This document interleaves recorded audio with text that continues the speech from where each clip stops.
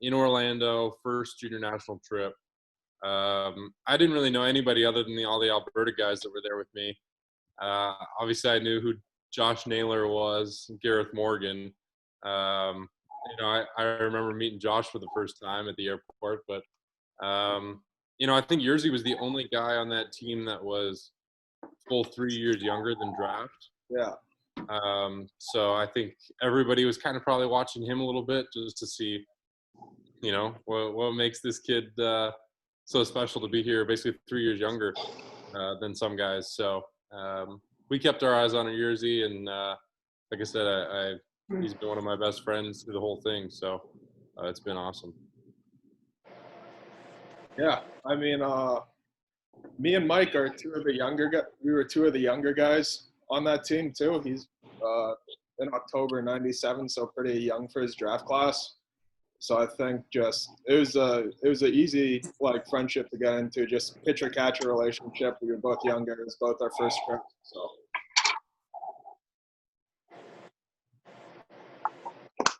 Short and sweet, eh, Yerzy? Yeah, that's it. That's good, man. Yeah, I mean, good bond that you guys have kind of formulated together, and I'm sure over time you guys kind of started to connect a little bit more. Yerzy started to learn what you were all about and your makeup, Mike, during your development. What was it like having Yerzy as kind of your battery mate at that young age? Both of you are obviously still trying to mature a little bit, and you're coming along, bodies are changing, things like that. But, that mental side of it, what was that connection like? It was fun. Knowing that, like Andy said, we were both a couple of the younger guys. And at the time, we both fell into the same category, whether we were pitching, catching, whatever it was, that we both had some catching up to do in the physicality department. Once you get on the field with guys like Gareth and Naylor and Demi at the time too, was kind of a superhuman. So I think once you get on the field with them and then you start playing pro guys, you realize how far you have to go. Yerzy at least was always kind of a bigger kid. Yeah. When I first made it, I was a string bean, so I looked as out of place as I really could. So we both kind of fell into the same sort of trajectory in that we both needed to get bigger, get stronger, and we rode the game train together. So we had a lot of stuff to talk about in off seasons. A few times now. I guess I've spent a weekend at Yerzy's place when I come out to the Baseball Canada banquet, and gotten to work out with him because, like I said, it's easy and it's fun. We both obviously loved it too. We loved putting in the work. There was always stuff to smile about when we were working together. So it was easy. Yeah, and it was kind of cool just because obviously I was 15 my first trip. He was 16, I guess, and it was just every trip we got better. And so Mike would go out and extended April trip and he'd shove, and then I'd see he was getting better, so I wanted to get better. My first trip was tough. I was bad, overmatched, and like he said, we kind of realize what it's all about once you start facing pro guys. And then so you need to get better, and you need to get better fast, pretty much. So we kind of had the same mindset going into it. And those adjustments at that age too, right? You're still developing, but you're adjusting against these pro guys.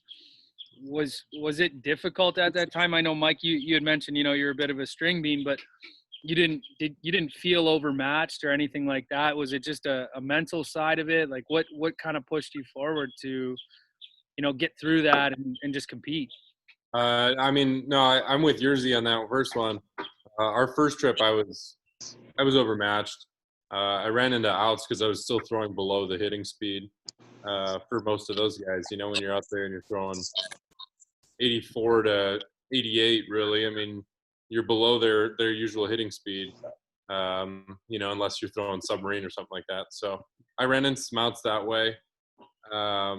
And I think that was kind of my realization that, no, you know what, I am pretty overmatched. But you learn a few of the things that it takes to actually compete, and learn that you might be overmatched, but there's a way that you can still win.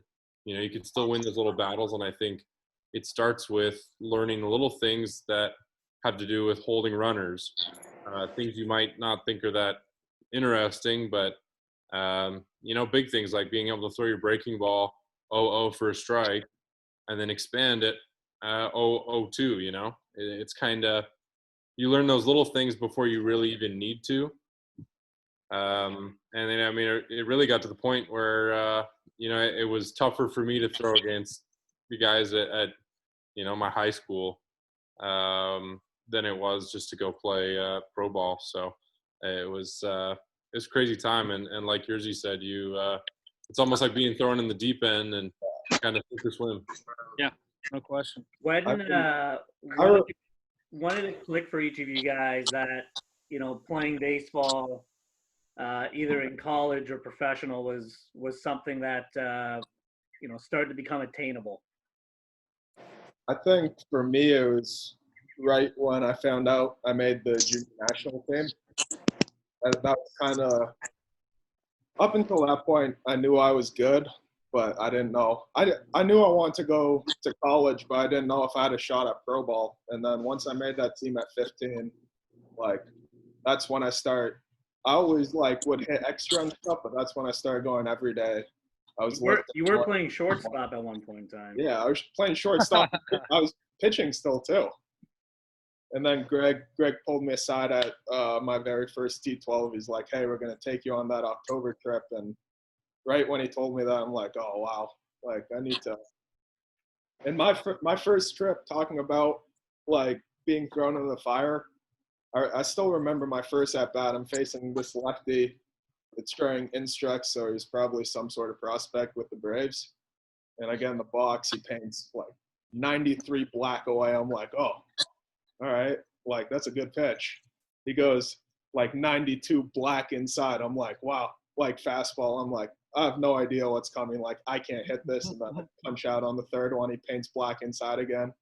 And Greg pulled me aside right after that at my first JNT at bat. He goes, "Hey, you belong here. Don't worry. Like it's just going to take a little bit to get used to it." That feels good, man. That feels good. Switching the focus a little bit to yours. You know, let's talk a little bit about your early years with the Mets and what that transition was like. And, you know, at the time being in the program, figuring yourself out, you know, different positions, things like that. What was that like for you being a Met at that age? Yeah, I mean, I've known Han for a pretty long time, probably since like. You were 10. Yeah, I was 10, so I was like my second year playing baseball, like with North York. So I started working out with the Mets when I was like 13. Like we were in the soccer dome still, but that helped me a lot just because I was seeing better players at a younger age. So it's like if I could catch their bullpens well, I could catch my guys no problem. So I think it was huge in that aspect, just like being able to get reps early on when I was young with players and good coaches. And I mean, from that point on too, you know, you make the Mets roster, you start traveling a little bit, playing against some different competitions, seeing guys in Ontario that, you know, are slowly progressing in their craft as well. You know, being in the league that we play in Ontario, did you find a lot of value in that? Did you feel as though the competition was there for you at that level? Like what was kind of the note that pushed you forward there and said like, hey man, like this is what I want to do. I want to play baseball. Yeah. That was something that I always wanted to do when I was young. Like I've always loved baseball and I've always wanted to be a pro. So when the opportunity came, I was obviously going to take it. But yeah, the competition's good. I mean, you realize when you're with the JNT and you start playing older guys, like you guys do a good fall trip now where you guys play a bunch of colleges, like that's the top. And like you'll see a few of those guys in the CPBL now, right? Yeah, you'll see a few of them. Like you'll see some arms that you're like, wow, that guy's going to be pretty good. So I think it's a good league. Like when I was 16, like OBJ had Shred and Naylor, all those guys. So No question. And Mike, for you, being in Calgary and things like that, what was the league like at that age growing up? Was it super competitive? Were there a lot of guys that were kind of coming up in the same ranks, junior national team guys, college guys at that time? What was it like for you out in Calgary? It was actually better than a lot of people would think. I got lucky at the time. I ended up with a group of kids that really liked to play baseball for the most part. Calgary being a hockey town, and Alberta especially, really only giving a shit about hockey. Yeah. All the athletes, for the most part, fell into hockey. Like I said, I think the one reason I didn't was just because I fell in love with baseball. So I gave it a chance, and that's where I went. But I think I got lucky to be with a bunch of guys, and I think even just off of my little league team, there were 5 or 6 guys that ended up going to play collegiate baseball or better. Wow. And off a little league team, when you think about it, that's pretty crazy because, that's not travel ball. That's like I said, just our quadrant of little league teams. So, like I said, I got lucky to start there, and then really lucky to fall into a program with good coaching. Jim Lawson, who has recently passed, actually. Yep. He pitched in the minor leagues for a long time and had a really good collegiate career. And then Chris Rietsma as well, who some of you might have heard about. He's been a pitching coach of the junior national team as well in the past. But I think what was best about that was their ability to kind of guide me in the right direction. And so when the day came that I was on the junior national team, I didn't really need to find a different travel team to play with because all my exposure was going to be with that travel team, with junior national. So what I really wanted was the coaching and the advice to lean on, and I think that was pretty cool for me, and that was really where things took off. Was that how your kind of college recruitment went? Was more from the JNT than kind of you going to showcases, etc.? You were Cal Berkeley? Yeah. No, it was I'd say 95% with JNT. And looking back on it now, thinking that there were times where I'm like, oh no, I got to get out there, I got to be at programs and all this kind of stuff, and I know it's kind of tough, and especially to get out there for a lot of different colleges, especially if you're looking.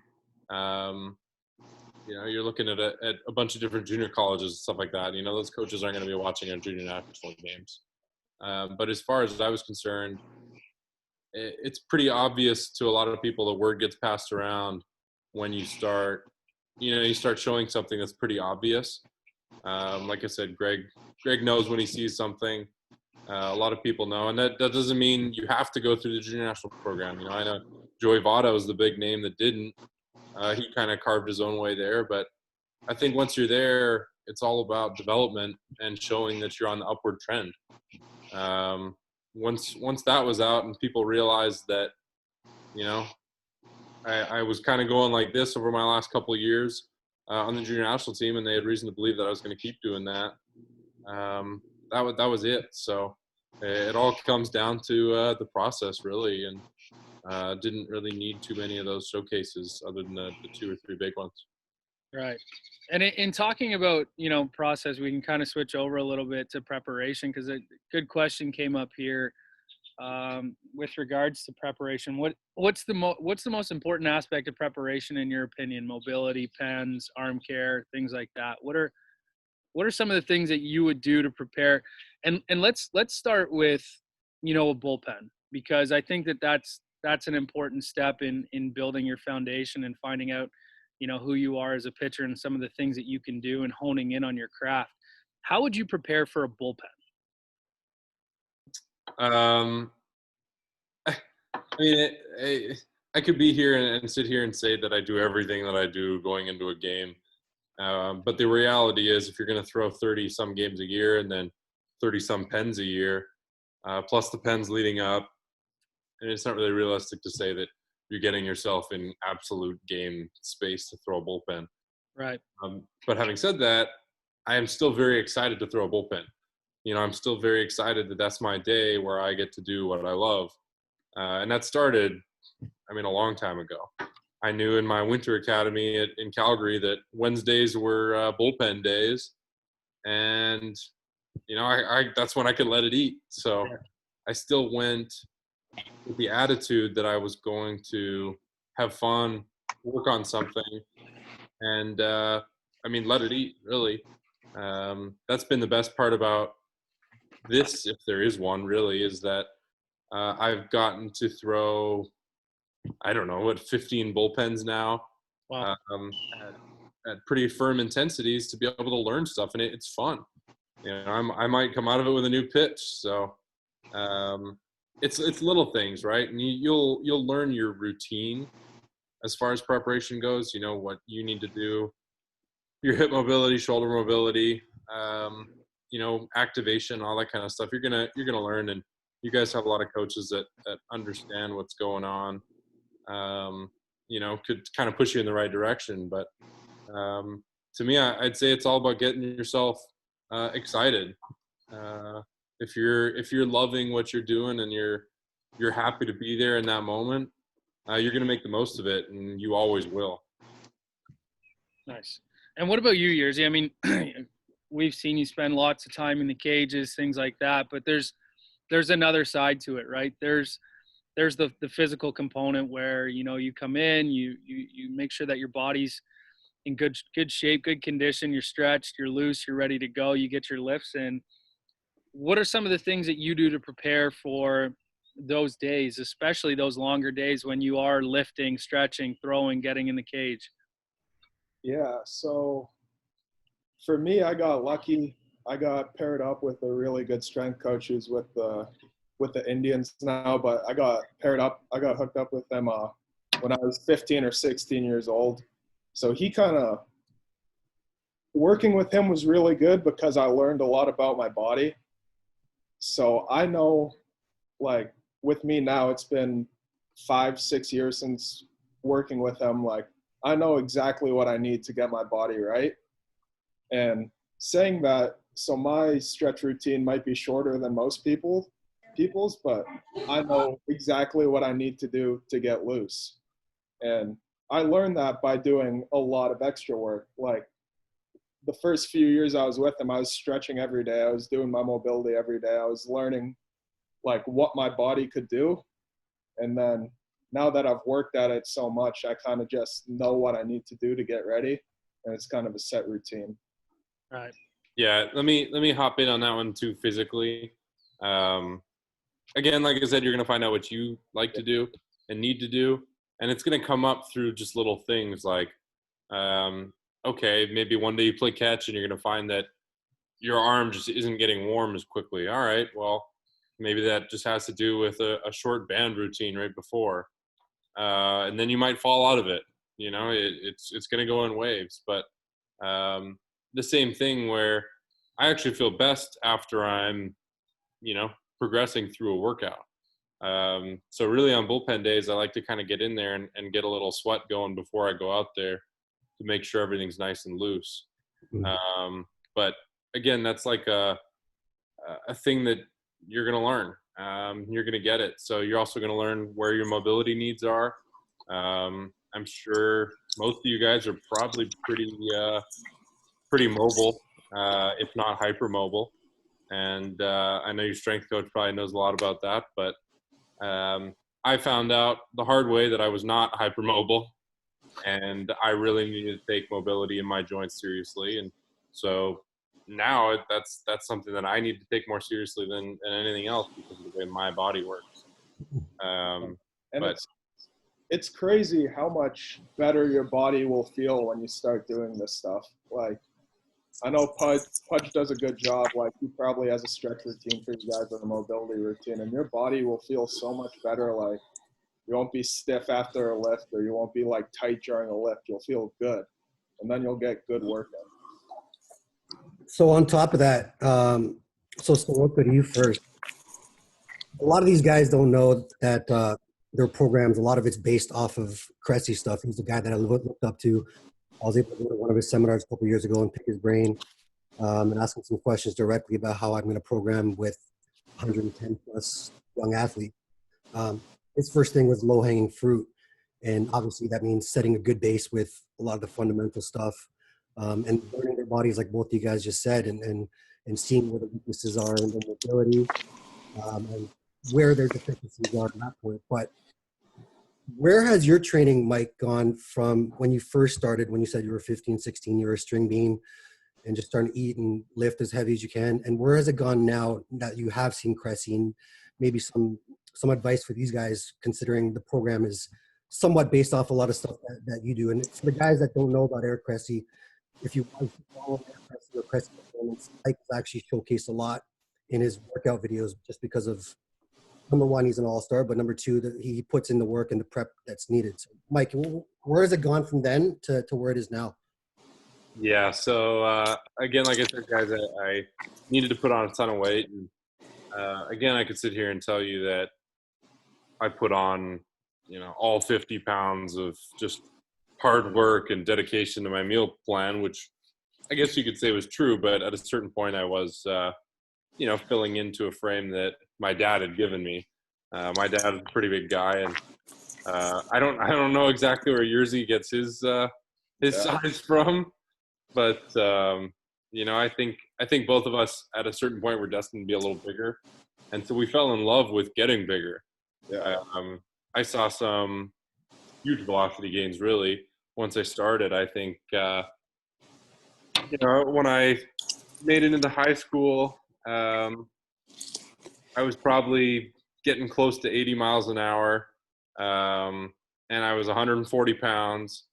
And then the next year, I guess the first year on the junior national team, I was probably about 175, 180 pounds, up to 87 already, 88.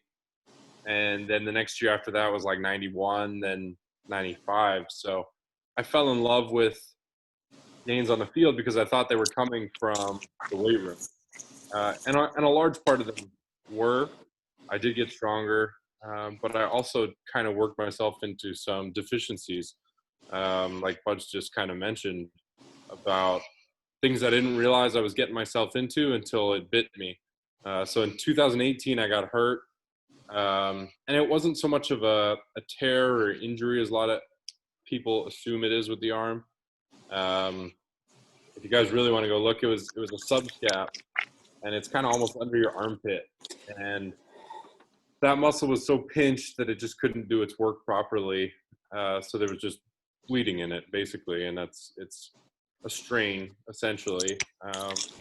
One thing that kind of made me mad was nobody was able to tell me why it was hurting or why it was pinched. Yeah. They just kind of told me, yeah, it's hurt. I was like, I know it's hurt. I can't throw. So that's when I kind of went and did my own homework. I got with Cressy. I learned a lot about shoulders. I did his 30 shoulder program to understand exactly what was going on, because I couldn't just sit there and do my routine that I was being told to do without knowing why. So to know him was technically the shoulder guy in baseball, and the little things that I needed to switch in my routine, and understanding that my shoulders were sloped, so that meant my lats were going to be shorter, no more pull-ups. I had to go from regular back squat to safety spar squat, safety butt squat. Just little things that I needed to switch up. No more dumbbell pressing even. It was all landmine, just because of the way that I kind of wound myself into. But again, I don't think I would have made those gains in the first place without falling in love with being in the gym. And you, Yerzy, so you're a big dude. You're a huge guy. You came into the gym a couple times, and you were sumo deadlifting 315 like it was a piece of paper. I have some players that were watching you just being like, holy shit, like, what's going on? I have a player here watching. His name is Zach. He asked me and says, hey, what does Yerzy lift? I'm like, don't worry about what Yerzy lifts. Just focus on yourself. You're a strong guy too, so just do what you can do. But how has lifting just helped you? And you talked about mobility as well. I'm not sure. I think I remember someone saying that your hips weren't the most mobile, but you did work on it, and now you are. Yeah. So how's that all helped you? Going back to what Mike said, like I love lifting, but I love lift. It was my speed day. I was doing speed pulls, Mike. But yeah, I love lifting. So when I got into it, it's like Mike says, you kind of fall in love with those gains that you see. So it's like I was 165 my first JNT trip, I think 6'2", and I came back, and over the course of a full year, I'd put on 50 pounds. I love Soroka's reaction to that every time. Obviously, nice. My mom's, the dogs are both. But Hi, Pat. How are you? Yeah, I think you have to have a basis of strength where, jeez, let me text my mom and tell her to mute it. On it.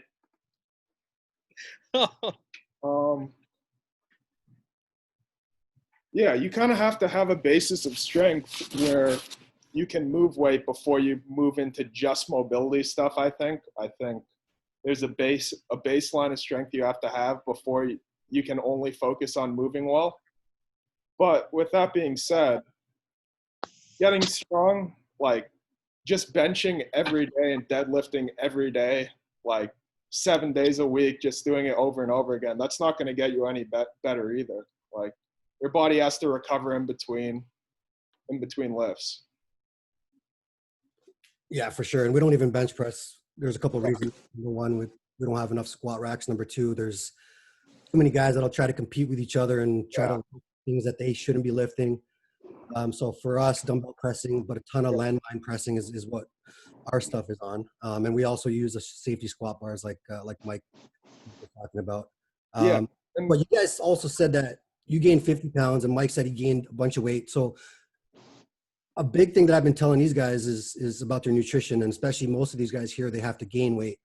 And as much as they tell me, oh, I eat a lot, until they actually show it to me and write it down, and I can show them that they're not eating nowhere close to where they need to be, they won't realize. A lot of guys, they send me photos every day. A lot of these guys do.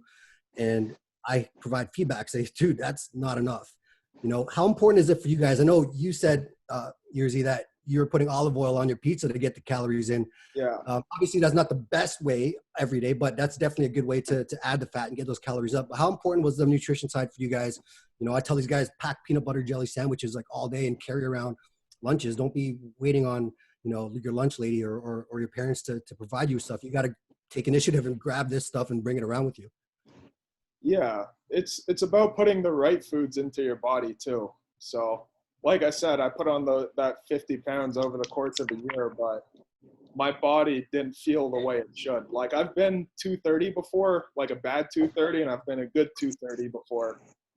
And the difference between the two, I was putting pizza, I was putting Chinese food, anything with a lot of calories to put on weight. And I got stronger because you will. If you eat more, you get bigger, you feed your muscles more, and you work out, you're going to get stronger. But once I switched over, during the off season and even during the season, I'll really only eat rice, potatoes, eggs, chicken, and steak. And my body, like I said, I've been 230 again, but my body feels so much better because I'm putting the right things in it. Yeah, I mean, like I said, there's a phase that you're going to kind of need to go through if you just want to put on weight. And I got books of little tricks because, again, like I said, my biggest problem was I couldn't eat in the mornings. And if you're running on a fast throughout the first chunk of your day, then I mean you're not creating that calorie surplus. And like your coach said, I guarantee you most of you aren't eating anywhere near what you need to, and it starts by writing it down. There's an app called Lose It, funny enough, actually. That's the one I use. Yeah, there you go. So I just started to again, and honestly, like I got sick. It was not the coronavirus, but I was strep throat. I guess it was about a month and a half ago, and I lost a bunch of weight because I couldn't eat. And so, I mean, I started using this app again and realizing, okay, wow, that's actually, I need to eat a lot, and it was like, when you start putting down 1,000+ calories in every meal, that's when you start seeing it, when you start getting up to that 6,000 or 6,000 calories a day. And like Yerzy said, you're going to get so much stronger when you put on that size, you put on that girth, you're going to feel so much more stable. And it's a phase that everybody kind of needs to go through if you want to put on that weight and strength. You can worry about being a lot cleaner. And like I said, there's some things that I probably shouldn't have done, but I don't regret making my shakes, which, I mean, Yerzy probably did the same thing. I used to do the full blender, and it would be all 4 scoops of my quick mass. Yeah. So it's about 1,000 calories of quick mass. 2 bananas. Yeah, a couple bananas. It was a few scoops of peanut butter, and it would be milk and ice cream and like egg whites or something else. And just it's disgusting, really. It's not good, but it was something, again, that I don't regret doing because it worked for a while. Yeah, and going back to like eating enough and people thinking they're eating enough, but they're not. I'll eat. Obviously, I won't eat it all the time, but if you were to compare it to what I eat, I probably eat the equivalent of like 5 or 6, maybe 7 Chipotle bowls a day. Like that's the best. Like in terms of what I eat, like every morning I'll have my eggs and potatoes, but I'll have like 4 eggs and a couple, like a potato and a half, like a full potato. And then I'll just eat chicken and rice the rest of the day, chicken and steak. And you learn really fast that how much you eat like determines how much weight you put on, and how much you don't eat means you'll lose it. Like I've lost 15 pounds since we shut down because I just haven't been eating as much as I would during the season. And I don't have a problem with that because I know when the season starts back up, I'll just get into my normal eating habits of eating more, and I'll put on 10 pounds. Because people make it a lot more complicated than it seems. It's really just calories in versus calories burned. Yeah. Yeah. And if you guys were listening to that, Mike said 6,000 calories. I'm telling these guys at least get 3,500, 4,000, because they were probably getting like 1,500 in and whining about, oh my God, I can't eat anymore. So it's crazy. Yeah. You guys, it's gonna take build up.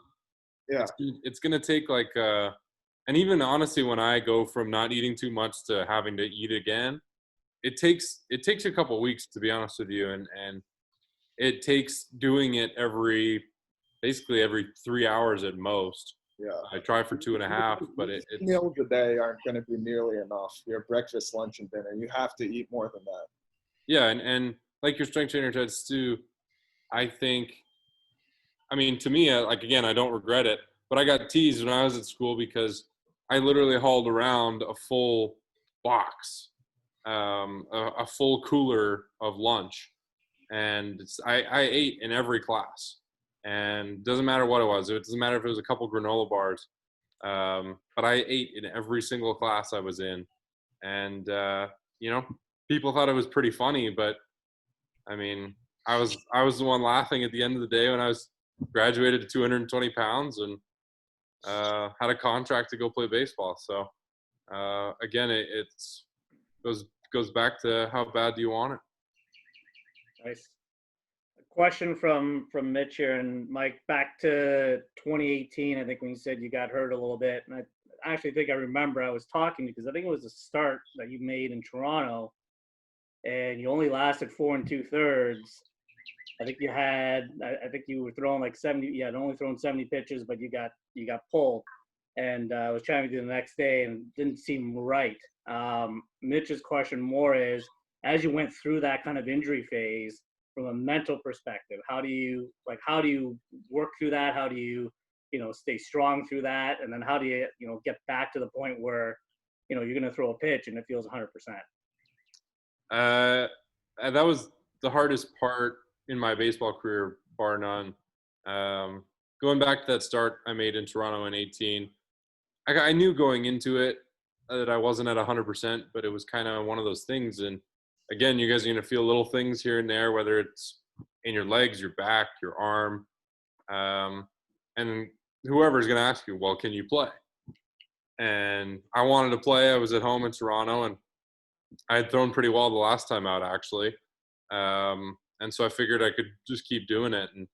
And fighting through that at that point, I was dumb because I did push it to a point where it ended my season really, and I regret that. But at the same time, there's no way you're going to tell me at that point if I could still go out there and put some good bullets on the table that I wasn't going to do it. So finally realizing that, and the fact that, you know, it wasn't necessarily on me. It wasn't my fault that I got hurt. It wasn't that I was unlucky either. It was that, you know, I wanted to find out why. And so I kind of dove into that with Cressy, like I said earlier, and learned a bunch about that. But man, I'll tell you, when you're in rehab, especially in pro ball, you get sent to the campsite, whether it's in Arizona or Florida, and you rehab. You're doing your throwing program, and for the first however long, depending on your injury, it could be, you know, 20 throws at 60 feet. And that's it. That's your excitement for the day. And you know, you work out in the mornings and then that's it. So that was challenging from a point of monotony and understanding what I really loved. You know, one thing it did give me an appreciation for was when I was back and when I was healthy, how I could really make every day count. It really rings a lot more true once you've had that taken away from you. But like I said, I learned a lot. I learned a lot about recovery. I made sure that I spent my time wisely to get better and not, you know, throw it down the shitter. I mean, some guys go to rehab, they eat like crap, they stay out late, they drink lots, you know, because that's all there is to do. There's not much. They don't take it seriously, and then they wonder why when they come back, guys have passed them. They're not in as good a shape, or their arm just doesn't hold up like they used to. And there's usually a reason for that. So I made it a point that I was going down there to do some good and, you know, really immerse myself in bettering myself every single day. Nice. So from that, do you guys, you know, are you guys reading? How are you guys getting better from the mental side of things? Like, you know, is it books? Is it, you know, hopping on, you know, more webinars with people that have some knowledge? What do you guys do to kind of figure out from a headspace perspective how you guys are going to be able to perform every day? I've read a lot of books on like the brain and how like athletes' brains in particular. There are a bunch of books out there like The Athlete's Mind and all that stuff. And it's really just like, it's your career. So I'm sure there are guys during the break right now taking a full, if we don't play this year, a full 9-month off season where they don't do anything. So it's kind of realizing what you want to do and who you want to be as a player. Yeah. I'll listen to podcasts too, like read books, I guess. Yeah. I got one author that I actually enjoyed a little bit, and it's not necessarily about sports. It applies to so many different things, but his name's Ryan Holiday. I'll put it in the chat. Yerzy's probably read one or a couple of his books. And honestly, I know, trust me, like in high school, you could not get me to read a book at my own leisure. There's no way. And it's because a lot of it's forced on you when you're a kid in school. It's you have to read this, you have to read this. And all the novels you read in school are usually, I mean, not what you want to read anyways, but these books are basically short snippets of examples throughout people's careers. You know, there's chapters on Tiger Woods, Michael Jordan, all those guys on, and sometimes they're failures because that's when they learn most. But that one's an easy one to get through because you can read one short story a night. You know, it'll be like 8 or 9 pages, and then go to bed.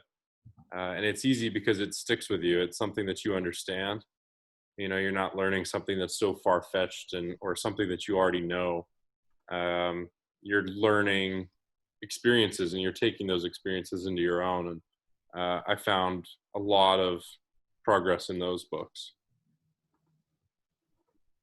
Yeah, and so the podcast I listen to, it's Spitting Chicklets, the hockey one. But Nice. What are you learning from Spitting? What are you learning some good nasty? oh, Don't even tell them. no, here's the thing. Like when they interview like Sidney Crosby or Nathan McKinnon or something, like they're gonna ask them about what they do to get ready. And all sports are, every athlete goes in there with the same mindset. Like everyone wants to be better than everyone. And there's like the biggest thing that I've learned after being a pro after 5 years, no one feels sorry for you, no matter how good you're doing or how bad you're doing. It's, if you're doing bad, not that they want to see you fail, but it's better for them to move up. Like if the second catcher, like if I'm out there hitting $150, it's better for, like obviously if me and him are friends, he's going to feel bad, but it's good for him. He's going to get more playing time. So it's realizing that no one feels bad for you and you have to be better than everyone. Yeah. And again, going back to being hurt, and when you realize how quickly you're irrelevant when you're hurt, you know, it was kind of the first one up from our wave of prospect rebuild. And then when I got hurt, it was kind of, I wasn't thrown to the back of the line, but my window got a lot smaller. And, you know, like Yerzy said, there's a level in pro ball that you understand that at the top it is a business, which you're seeing right now. And then at the same time, once you're there, then you can worry about, you know, other stuff, because really all you have to do is perform and then you stay there. But moving up, like I said, I wasn't feeling bad for somebody that got hurt above me, because that was my spot and that was my opportunity to move forward. And it sucks. And if you see them, you're not going to be bad about it. You know, you're not going to say, well, it sucks to be you, I took your spot, type of thing. But it's like it's an understanding, and they know it too. They know that nobody's feeling bad for them. And when you realize that, that's when you're able to kind of put things behind you and get after it. Yeah. And with that being said, don't be an asshole. Like, no, you definitely. still have to be a good teammate, and like not feeling bad for someone struggling, that doesn't make you a bad person. That just makes you someone that's competing for the same spot as them. But you still have to be a good teammate. You still have to pick your guys up. Like if he's struggling, you still have to be a good teammate towards him, even if he's ahead of you. Yerzy, I just wanted to loop back with you for one segment about the mobility and kind of your strength training through high school and whatnot. Yeah. You made a comment earlier that your day consisted of, you know, you worked out and you kind of came home. Now, some of these kids are obviously, all these kids are still in school and whatnot. When you were with the strength coach during your high school years, what would like a typical visit look like? Would it be 3 hours? Would it be 2 hours? And the reason I preface this is because a lot of these guys are kind of, say, pitching for an hour and 15 minutes, or they're doing the throwing program. We give them a mobility kind of routine, and then they go lift for an hour. But we just want to know, is that enough time? Were you there for 3 hours? Was your mobility kind of more about half hour of it? Because some of the kids do a great job, but some of them neglect it. Yeah. For me, it was, you kind of have to realize how serious you are about something. And so I would get all my schoolwork done in school. I wasn't going to take home any work because that would cut into my time for baseball and working out. So I'd do all my work. I'd bus straight from school to the facility. I'd hit for an hour. I'd catch some bullpens, catch off the machine. I'd go home. I'd take the bus back. So say I was at facility from 4 to 6. I'd take the bus back, hop on the subway, and go down to St. Clair Station. That's where I was working out at the time, just in a gym real close to there. And I would work out there for a couple hours. So it's realizing what's important to you. Because just going to, I'm sure Mike can add to this, but just doing the bare minimum of what needs to be done isn't going to be nearly enough. So you have to, it kind of sucks if you have to be in the weight room for 2 hours because you're doing your mobility stuff for 45 minutes. You're doing all the sets, you're doing all the reps. but you have to do it. Like, it's important. Okay. Yeah. We both talked about it, right? Like, it's Yeah. you got to make the sacrifices, and Yeah. and we're seeing two of the examples here, like where you guys are now, both in professional baseball, both still trying to, get better and be the best that you can.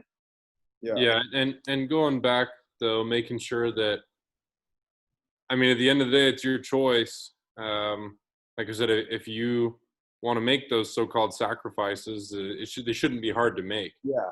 I never had to. It was never even a question to me whether or not I was, was going to parties on Thursdays, or I was getting a good sleep because Friday was leg day. That was never a question for me. It was always just, nope, that's my life. That's what I want to do. Yeah. I got lucky being in a school that allowed me to kind of basically write my own program, so I didn't have to take trains and buses. I had a car, so I was at the weight room. I'd say 2 till 4, 2 till 5. Home for dinner, homework that night, and kind of repeat. So I don't know, you just fall into what you love to do. And like I said, I think both of us love it.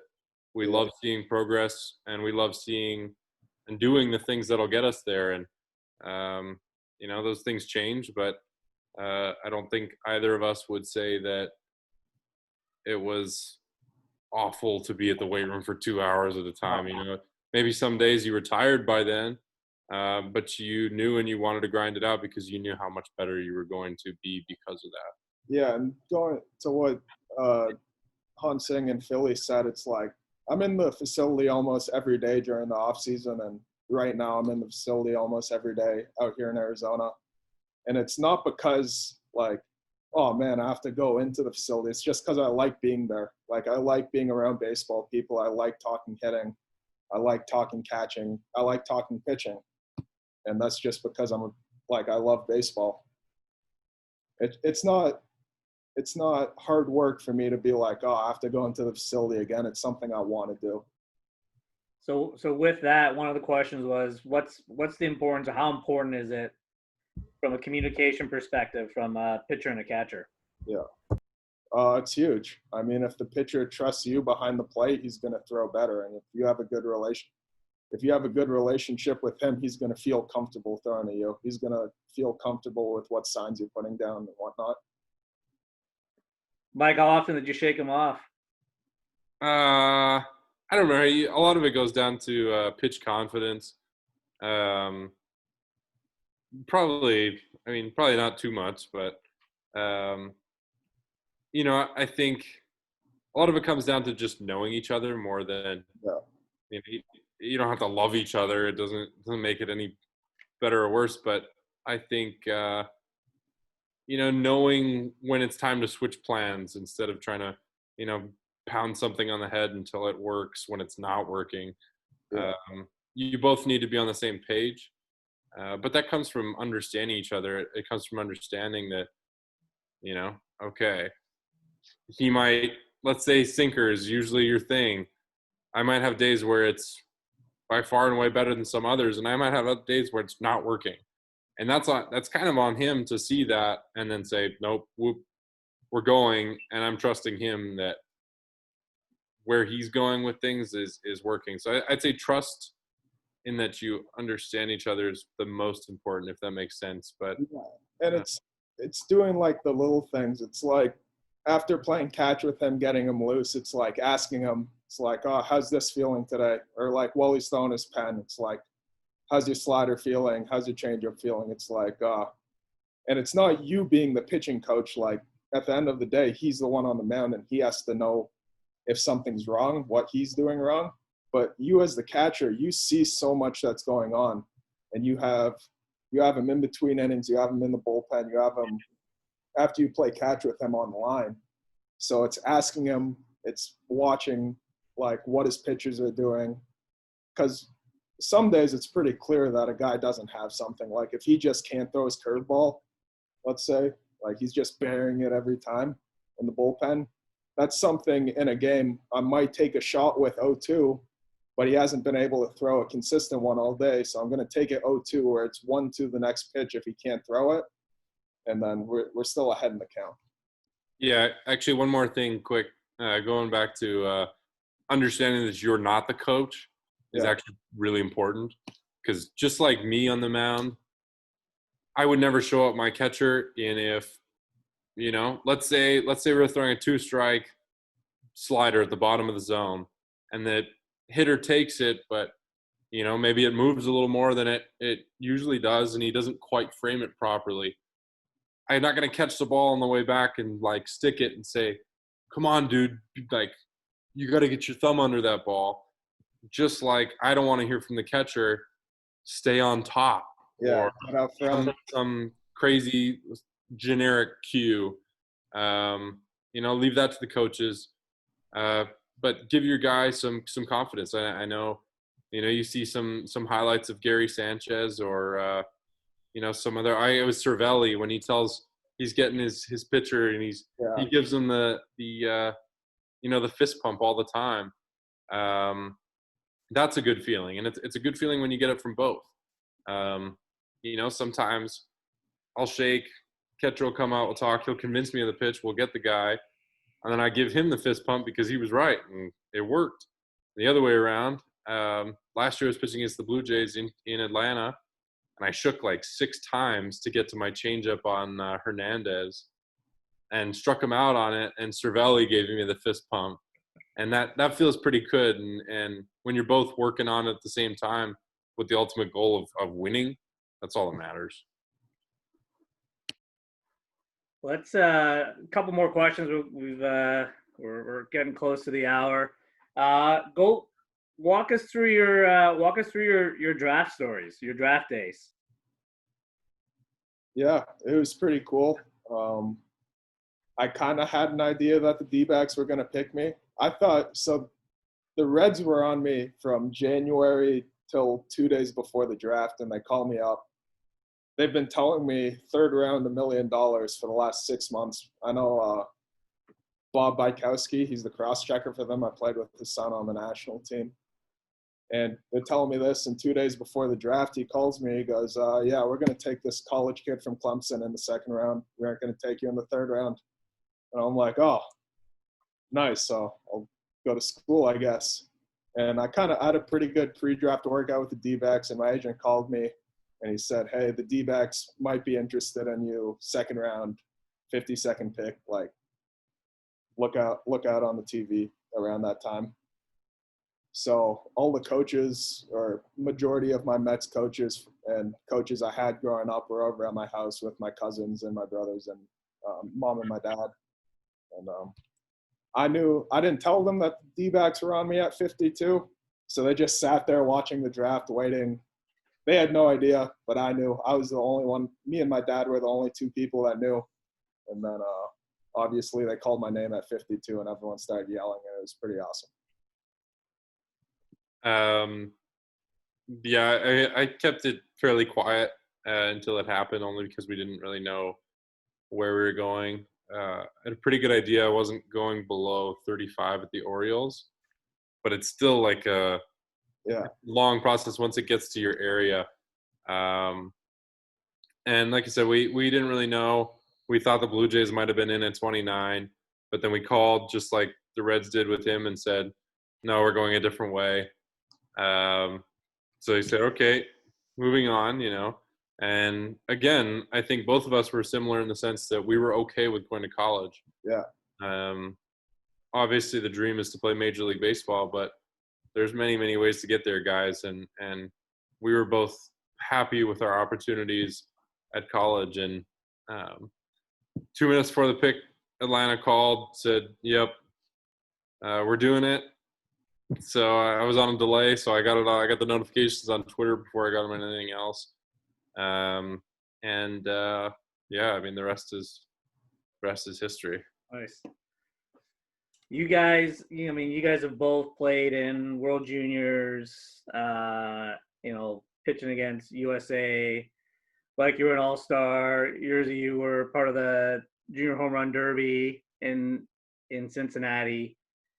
How do you guys stay calm, through all of that? Like, there's adrenaline pumping when you guys are, on a big stage. You guys both have been on big stages. How do you guys manage that?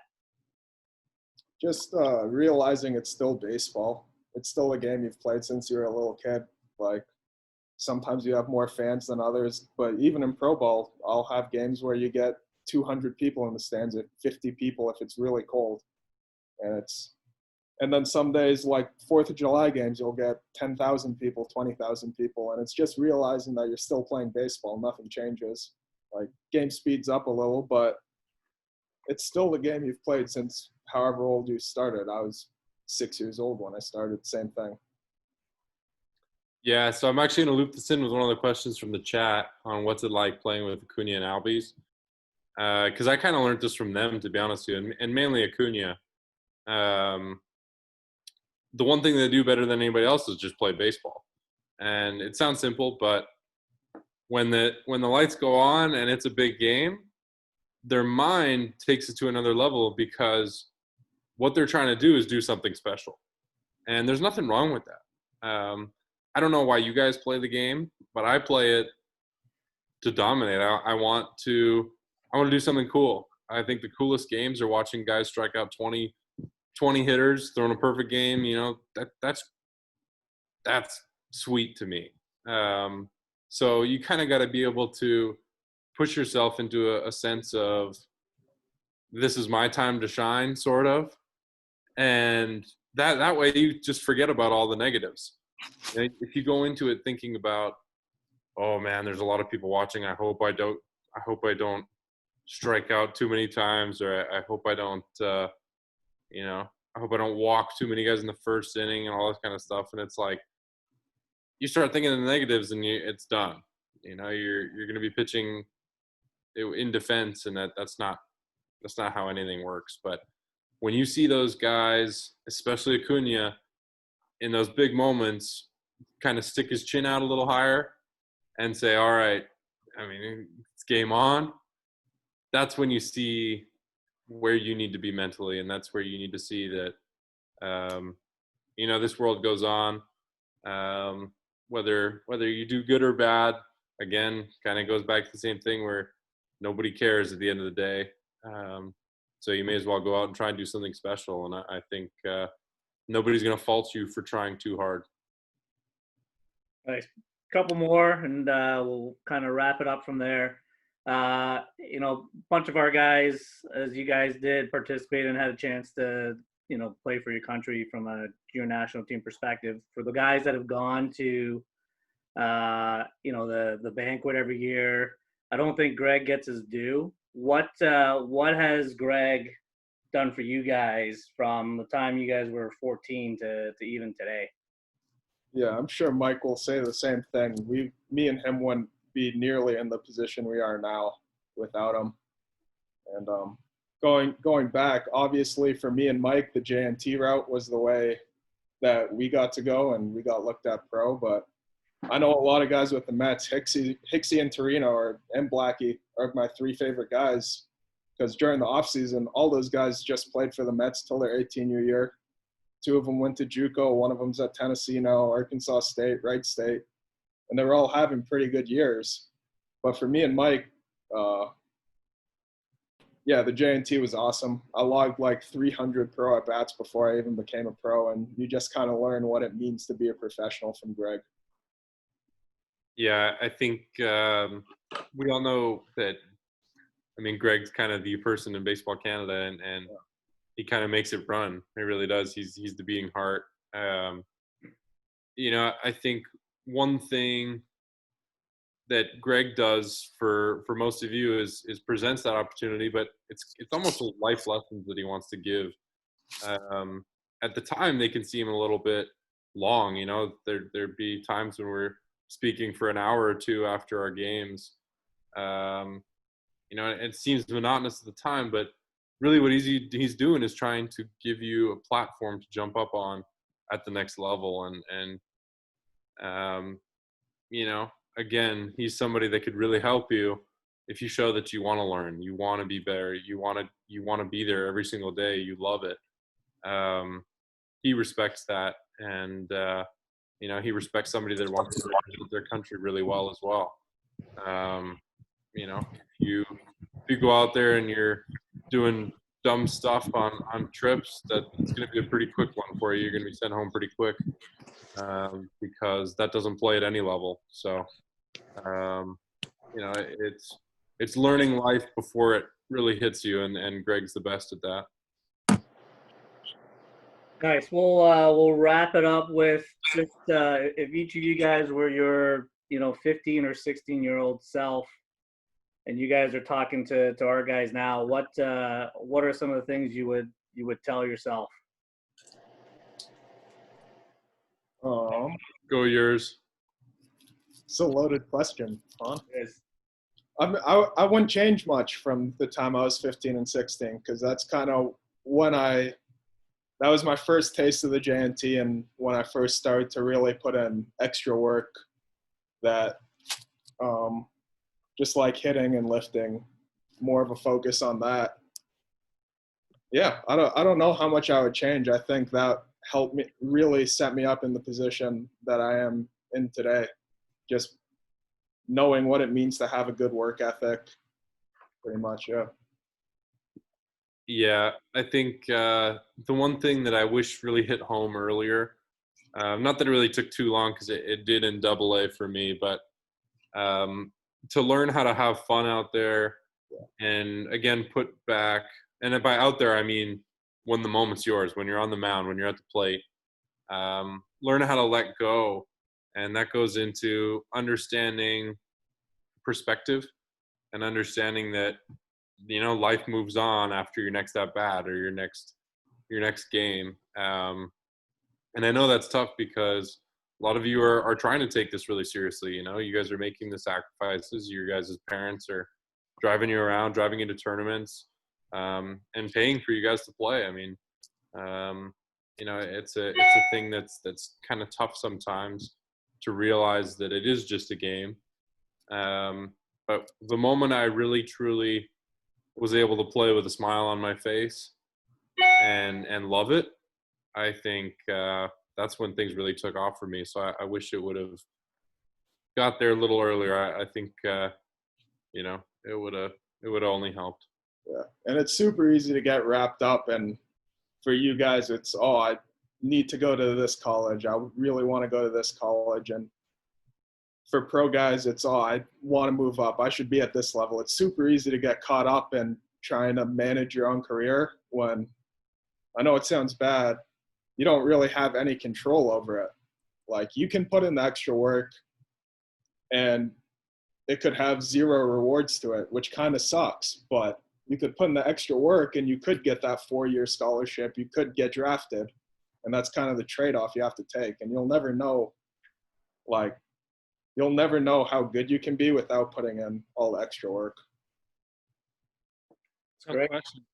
You know what, guys, I think that you bring a lot of great perspective in helping the guys know and understand how to stay, you know, focused on their goals and being realistic with some of their goals. There's a lot to be gained from this. I mean, you know, two guys in professional baseball at two different levels and times in their career.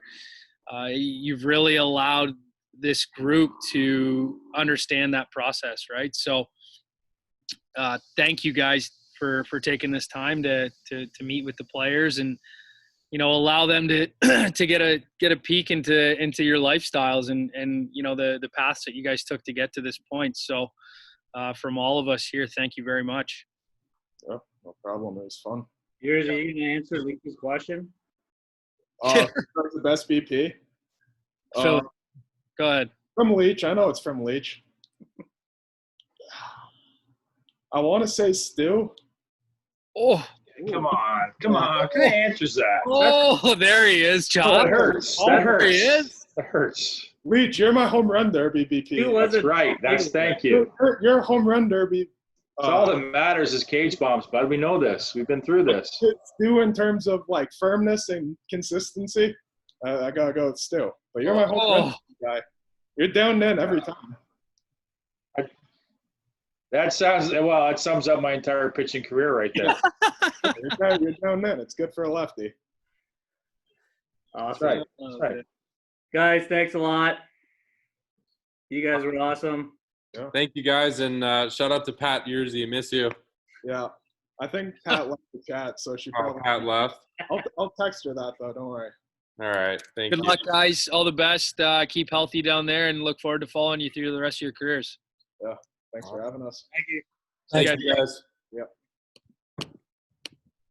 Phil, you want to stay on? Dude, I really got to pee, man.